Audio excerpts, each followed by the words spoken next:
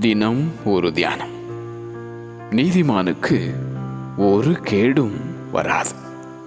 நீதிமொழிகள் அதிகாரம் 12 வசனம் 21. No harm befalls the righteous.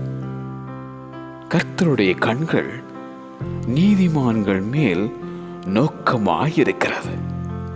அவர் நீதிமானை ஆசீர்வதித்து காருண்யம் என்னும் கேடகத்தினால் அவனை சூழ்ந்து கொள்ளுவார். அவர் அவனை ஒருபோதும் தள்ளாட விட்டார். நீதிமான் கைவிடப்படுவதும் இல்லை. அவன் சந்ததி அப்பத்துக்கு இறந்து திரிகிறதும் இல்லை. நீதிமான்கள் பூமியை சுதந்தரித்துக் கொண்டு என்றைக்கும் அதிலே வாசமாயிருப்பார்கள்.